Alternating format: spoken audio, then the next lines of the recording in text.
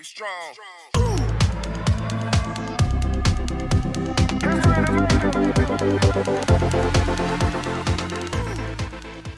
We are going to be discussing our biggest surprises of 2022.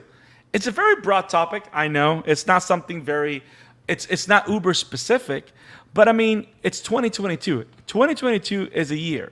There's a lot of years. There's a lot of days, a lot of minutes, a lot of seconds. Everybody watches a lot of different stuff, a lot of it's anime, reads a lot of different manga. And I know for a fact there's certain things that as soon as you read them, as soon as you viewed them, they stuck with you. You know what I mean? So Yeah. it could have been a news article, it could have been a show, it could have been a scene, it could have been a moment, a panel. So I figured, what a great topic would it be to just chat a little bit about it. So how about we do this, guys? Sure.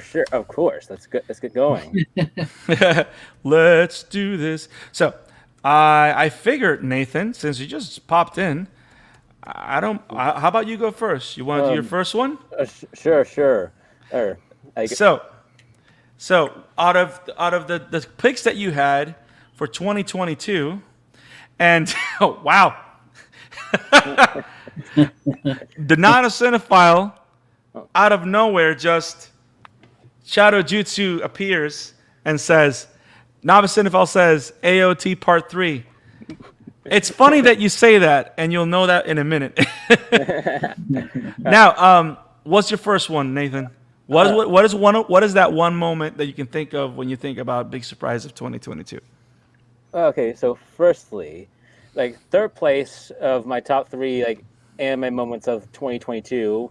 I was very fortunate to see this moment basically in theaters, but the fall fight from One Piece Red. Nice. Yeah. Nice. Thank you. That screenshot's a lot better than what I sent. Thank you. Okay, so I like okay, so what I like about the fight is that it's like very well choreographed and well animated. It's like for context and spoilers for One Piece Red. And if you're listening and you haven't seen the movie, go find and watch it if it's still in theaters, or wait until it comes out on Blu-ray or something. I don't know. If you came here, then it's your fault. But back to my thing, the reason why so in the movie the final boss battle between Luffy and the gang, Shanks and the Marines, and the big a music man. I forgot the name of the monster, but I'm just gonna call it the Music Man. So basically, Luffy and That sounds like a Mega Man villain. no, I was more referencing the old one.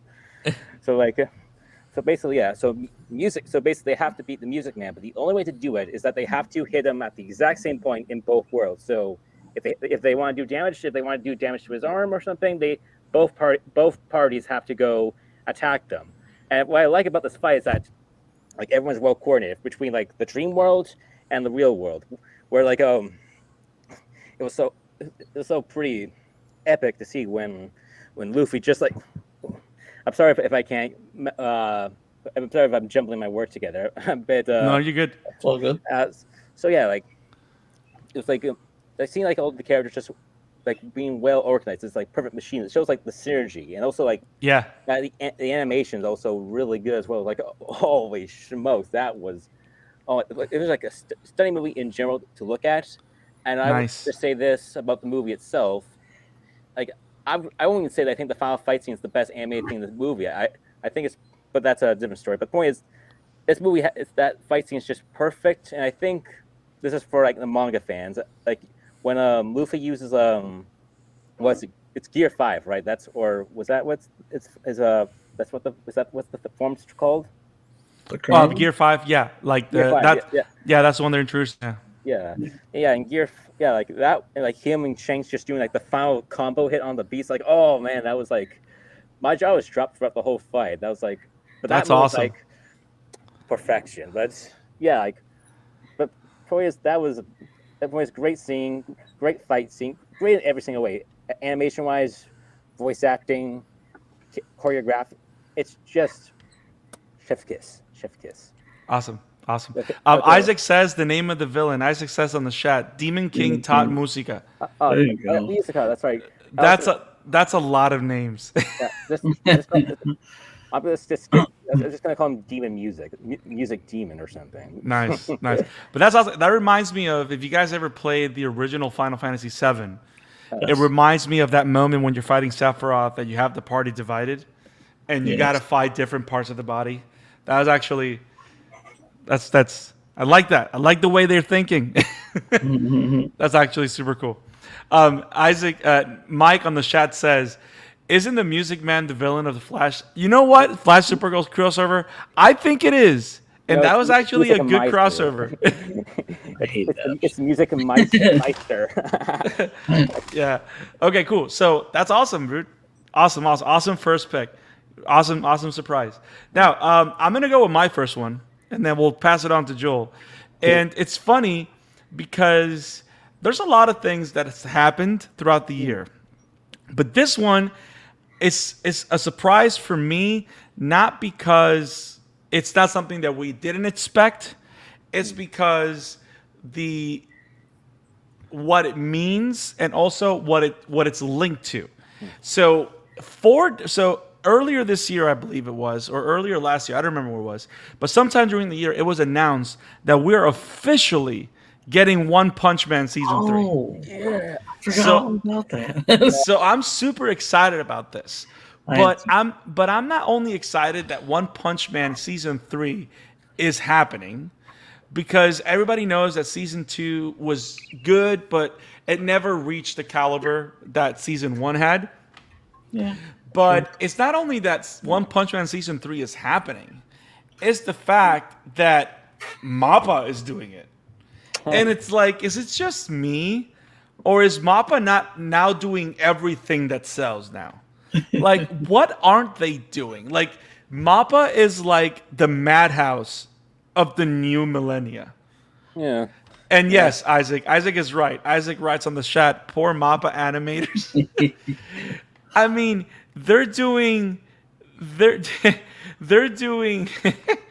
you are a versatile man, Nathan. You're in the chat and you're in the you're like, is that a shadow clone jutsu? But I find it fascinating. Not only are they doing One Punch Man, but they're also doing Attack on Titan, the final season as a whole, and they're working on part 3 right now. They're doing Vinland Saga season 2. They're doing Jujutsu Kaisen season 2. I mean, they're currently doing Chainsaw Man, and I'm pretty confident they're going to keep doing Chainsaw Man, because in my understanding, Mike says about MAPPA, One Punch Man is the final stone for their Infinity Gauntlet. But the reason I find this so amazing and surprising is not only that they're doing anything, they're like the Madhouse, because I haven't heard from Madhouse in years. But if you guys remember, Madhouse was the biggest thing since sliced bread like 20 years ago. They did almost everything back in the day. And like I remember when Isaac and I started the pod, almost everything that we covered had Madhouse stamped somewhere. Because their work was so good. I don't know if you guys have noticed it, like every other day we're hearing MAPPA's doing this. Or we're watching something that we love and it's MAPPA. True. Am I the only one that's noticed this, or are you guys noting this too? Well, I know that you mentioned like a bunch of those shows, and yeah, I think they're just trying to like probably just like hit the iron where it's hot and just make as much of high quality stuff. Yeah. So they remember and get that good. So A, they get a lot of money, and B, they get people remember some great animes from them. That's probably their strategy, if I say so. Yeah. I agree. I like what Isaac says here on the chat. He says they have about 10 different projects across movies and shows right now. And he also writes, and most of the previous workforce from Madhouse went to MAPPA. Well, that makes sense. So Madhouse is actually MAPPA, but they're not telling us the truth. Hashtag Illuminati. No. But no, that's awesome. But yeah, that's my first pick. And Arcwinder Shadow Clone writes in the chat, MAPPA more. That reminds me of one of the latest episodes of Rick and Morty where Storyman's motivation is looking for motivation. Um, so yeah, it's hilarious. Okay, Josh, what is your first pick of a moment for you? Something that blew your mind of this year.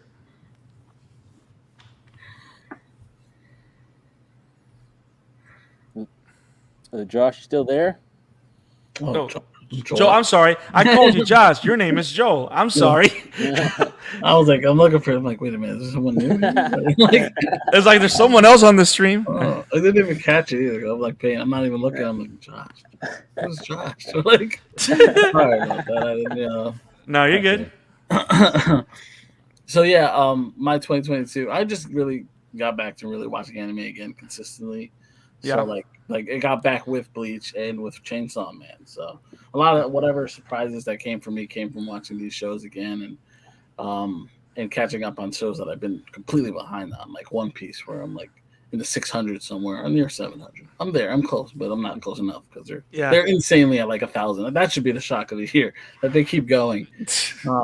It keeps going and going. But it's arguably one of my favorite, if my favorite anime of all time. So. Yeah. But yeah, for me, I think the shock of seeing Bleach in Bleach, the fight between Yamamoto and what was his name? The Ewok. Is that his name? Ewok? Yeah. Yeah, that fight between the two of them, like he went, like it was our first time getting to see it because we heard about it. We got like a little tease of it before, I believe, in the anime. Yeah. But we never got full out, and he went full out in all different angles, only for it to be like, that wasn't me, and that was, to me, was my shock. I was not expecting that. They bait and switched us, and I figured I should have expected something because I thought it was happening too soon. But they still caught me off guard. I was like, damn, I wasn't like, wow.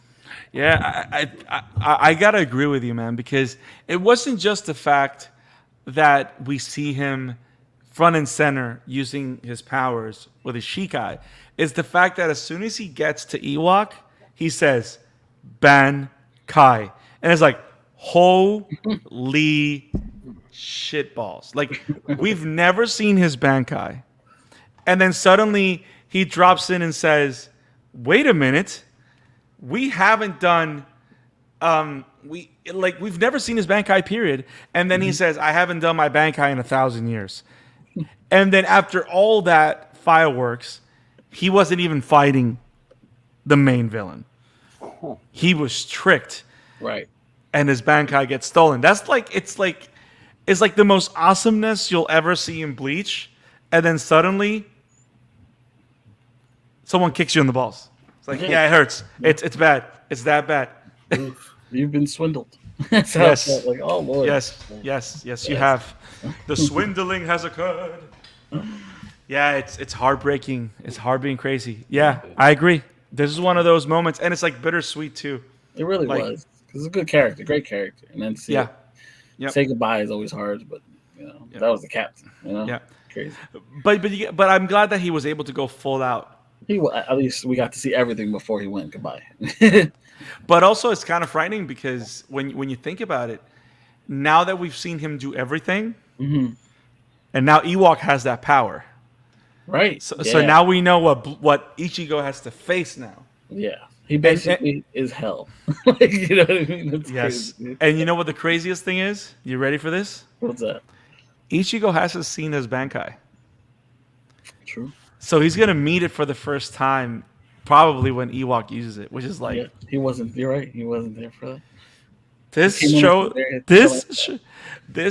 damn it, this show. And I don't know what's going on, but then there were 4. Whoa. Yeah. Mike, is that you or is that just a Kagabushin? It's one of my mini shadow clones. Welcome. And to think, me and Joel were just going to replace you and Isaac for this week, but I guess here's your cameo for the episode. Or I gotta pull a Stanley and pop up in here and say Excelsior and then dip. Okay, bet. So 1, 2, no. Okay. So let's move on. So Argwinder, Nathan, what is your next pick of a wow moment in 2022? Okay. So I picked this moment like literally an hour before, but it's worth a shot. It's basically episode 1 of Chainsaw Man, where it's Denji versus the zombies. Like, Yes. Insane. and I love that panel. It's peak. But Yambi does a really good job when basically when Denji rises up from the zombies and just starts mowing them down. Like, it's just animated beautifully. And what I like here is that from when I was watching, Denji was kind of sluggish, which I like because he just came back to life as Chainsaw Man a minute ago, and he's probably very tired because he was fighting an army of zombies. So I like that. That was kind of nice. But also I like throughout the fight, you see the zombie devil be like, oh, I'm about to be fucking killed right now by Chainsaw Man. Oh fuck, guys, protect me, save me, guys! But Chainsaw Man just shows the pure power of Chainsaw Man. He just gets through all the zombies. They land attacks on him. They're trying to stop him, but he's just too strong. And besides, they're zombies. They're pretty useless when they're fighting against an actual competent opponent. So basically, they all get destroyed by him, and then Chainsaw Man just demolishes the zombie devil. And oh yes, Mappa just. Again, chef's kiss. It's pure perfection right there. Hence why Chainsaw Man is peak fiction, unironically. Yes. I gotta agree, and it's funny because I'm glad that you picked this manga panel because it is one of those moments where you can see that the manga's just so well animated. And again, Arc Winder's Shadow Clone Jutsu says in the quote in the chat. # peak Saw Man. He's not wrong either. That first episode is so good, man. Yes. It's one of those episodes that the pacing is so great that it feels longer than it really is, but it's because you get lost in the storytelling. So it's actually very well.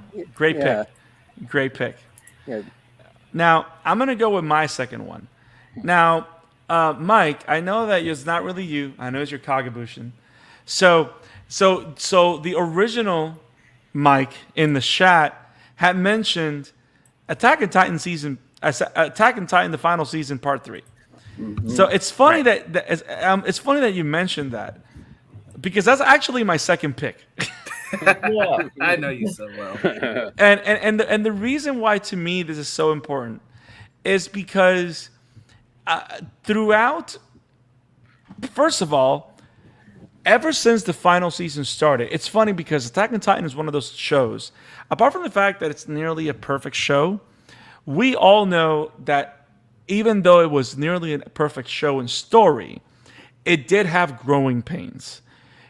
Season 1 is almost flawless, but it did have growing pains in season 2, and it did have some growing pains in pacing issues in season 3. Can we all agree? Everyone that's seen Attack on Titan? Yep. I haven't seen it, so I can't say anything. Seen half of it. Fair enough. I've binged it in one go, so it all blurs together. Wow. One go. So I'm the only one that's reasonable. So I'm gonna go. No. But here's my take. So I feel that the final season has been perfection. Literally, Mappa learned a lot of lessons from everything that Wit Studio did. Because you got to figure, Wit Studio did every single season up to season 3, and Mappa just picked up season 4. And what I found interesting, and no, Isaac says on the chat, a third part is better than end with a movie. Yes, agreed. And that's part of the worry that I had for the longest time, is that when we were covering on the show, we were covering part 2 of the final season. We were like, guys, the episode count, the brilliant pacing, they're telling a story, it doesn't even out. This is either going to end abruptly or they're going to do a movie. And I hated the idea of having to go to a theater to finish watching an amazing show. I have no problem if you're going to do a in-canon movie that expands the mythology and the lore or the story, like Mugen Train, right? which I'm almost 100% against the fact that they redid it in the anime, but I'm okay with Mugen Train being a separate movie because you can literally fit the arc in a movie. You don't have to do a whole season about it. That's Demon Slayer, by the way, for those that haven't seen it. I know what Demon Slayer. I still need to finish it.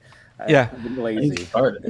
Yeah, so It's actually really good. You should start it. I keep hearing it. It's really good. Yeah.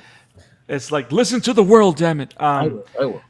But when they officially announce that part 3 is coming, which by the way, they didn't announce it till the last episode of part 2 dropped.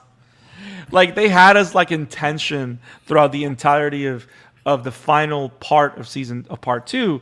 I thought it was one of the biggest surprises and one of the biggest satisfaction and relief, because it's like, okay, they're sticking to their guns. They want to tell the story the right way. They want to take their time with it. And up to now, we don't know how many episodes it's going to be. But once they announced it, I mean, if we get another 7-8 episodes, I think that's more than enough to finish it. But that was one of my biggest surprises that I truly enjoyed. Because rarely do you see Promised Neverland Season 2. Rarely do you see an anime company that's working with the creator where they actually care about listening to the response from the audience and seeing the reaction from the audience and how people are enjoying it, and want to make changes that favor the story as opposed to favor something beyond the story. And a lot of people find... Oh my God! I'm not saying that on air, Isaac. Isaac put something in the chat. You guys can look at it. I do find it interesting that a lot of people find the ending of Attack on Titan controversial, but it still deserves. That's an understatement. But it still deserves the light of day in the way Sayama meant it to be. So that's my pick. Yeah, it's funny because if I were to have a pick, mine would be this, but for the exact opposite reason, where it's like it's very weird that we are announcing the final season, part 3, and we didn't just animate all of this as the final season. It's kind of weird that's broken up that way. So that's one of the biggest weird things of 2022 for me. But yeah, I'm glad it's at least not a movie. That would have been awful. Yeah, well, it's funny. It's interesting that you mentioned that way, because if it were just one season and not in separate parts, it would have been a lot longer than anything else. So, but yeah, true that. Now, let's go to our next one. Not Josh, Joel. What you got, Joel? So you mentioned that you most of the stuff you gotten was 2 shows. So I know the first one was Bleach. Right. So the second one is going to follow a young man with a chainsaw in his heart. Some weird puppet. Yeah, that thing, whatever that thing is. Punch It is adorable. I forgot his name. And I love how Joel just signed off on me going, this is Joel's thing. Chainsaw Man is simply a banger. It really is. Let me get my Chainsaw Man isms out now because I'm going to have to leave soon. But Chainsaw Man is literally one of the most shocking things I've seen all year.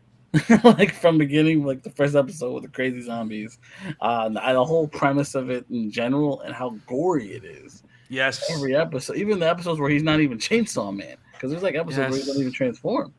Yeah.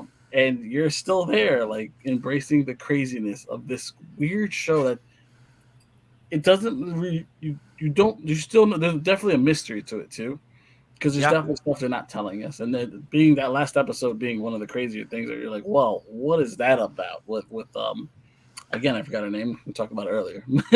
Makima, who he loves, right? He's like in love with this girl, but he's a little bit of a perv too, which is really funny. Like I can definitely relate as a kid, like that time period as a kid, the teenager.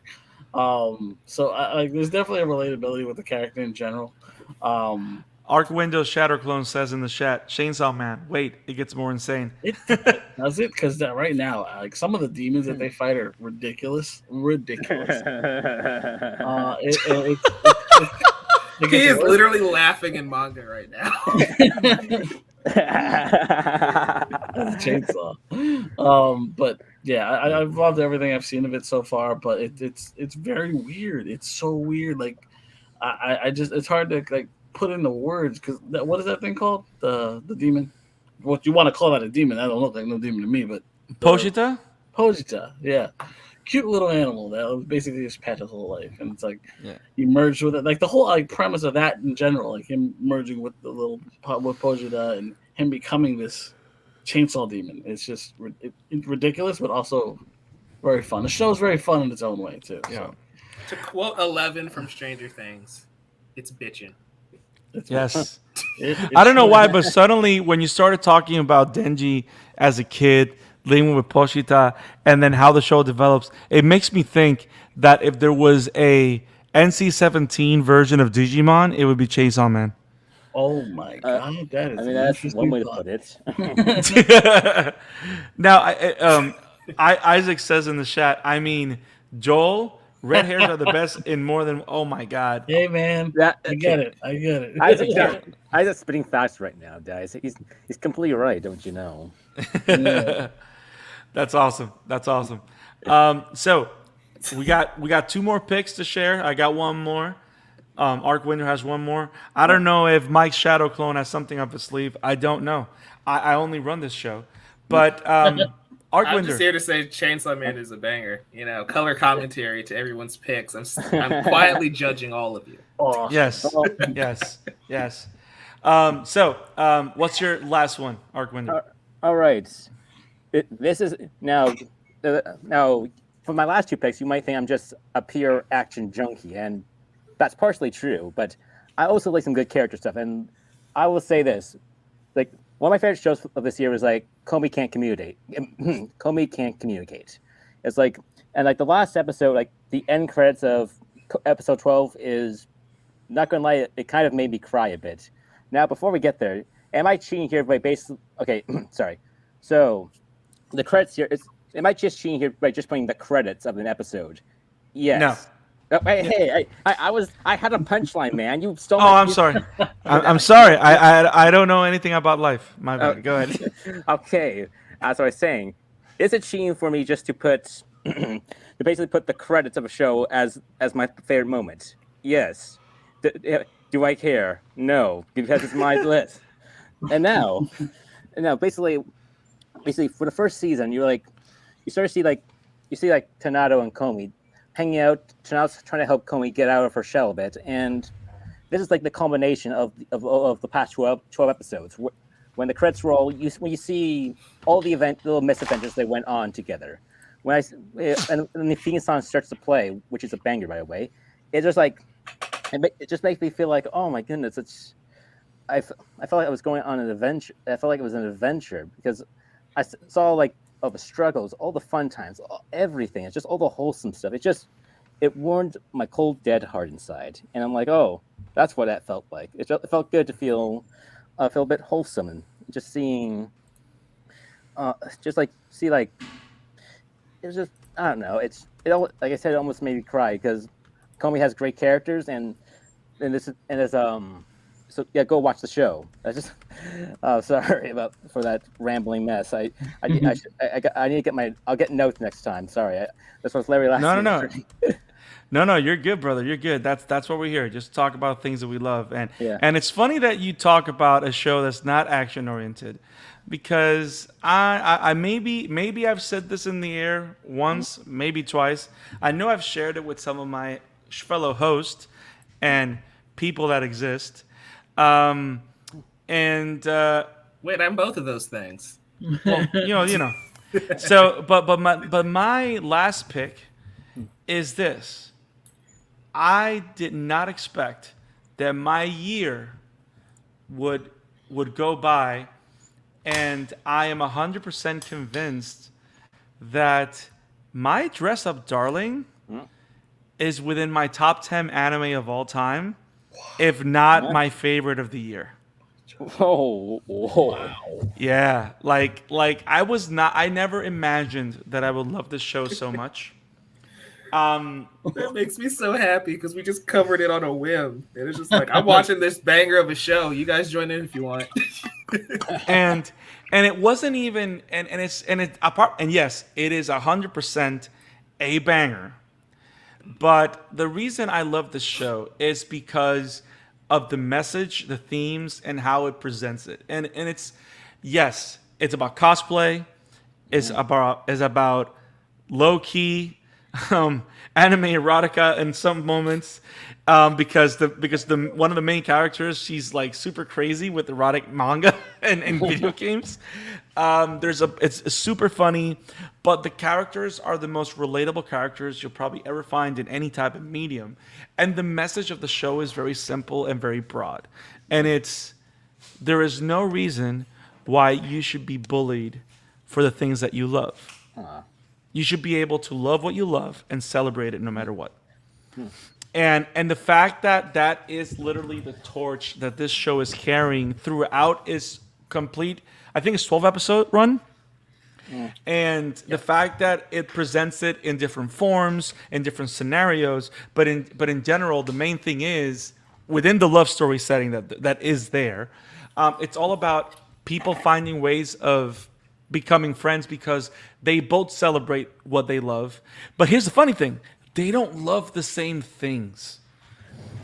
The different things that they love simply bring them together, and then they find comfort in each other and stuff like that. But the fact that it's a celebration of fandom and is used through a medium like cosplaying and stuff like that, I think is brilliant. And it's like, I never imagined that I would find the perfect show that literally promotes one of the things that I promote in my own life. And it does it so well. So if you can get if you can get over the quirkiness and slice of life stuff, you'll definitely will love My Dress Up Darling. Because if you like shows about celebrating awesome stuff, this is definitely one of those.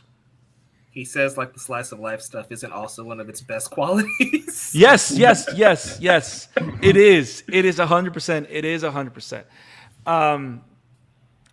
And Isaac says on the chat, if I had to pick one, then is that Brandon survived or commentary Attack of Ninja Resurrection.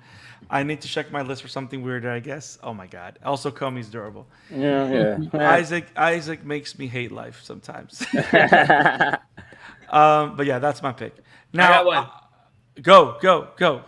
I got one. So, yeah, I was sitting here thinking, I don't know if I'm ever going to have a chance to share this in any other video. So we're going to talk about Chainsaw Man again, and that music is amazing. Like, I love how there's a different ending for every single episode, which is something that I personally have never seen before. Neither have I. And I love how the visuals and the song choices perfectly pair with each individual episode. And as somebody who adores music, like if you've watched my YouTube channel, I have a lot of music videos on there for some reason, like breaking down music theory. This just endears me to Chainsaw Man even more. That's all I'll say about that. Word. And with that said, guys, if you love everything that we do here, the topics that we talk, the coverage that we do here at the Amateur Otaku Podcast, all you have to do is click on that like button, click on the bell for notifications, subscribe to our channel so you don't miss any coverage and any of the awesome conversations that we have every single Sunday, like this one, and other episodes that come through the week. Also, go to Spotify. If you love what we do, give us a 5-star review so more people can find out of the app of the Amateur Otaku Podcast. And if you want to follow us on the webs, go to Twitter at the Amateur Otaku, because that's where you can find us. Have it awesome. Be awesome. Keep watching anime. And we will see you next week. Peace.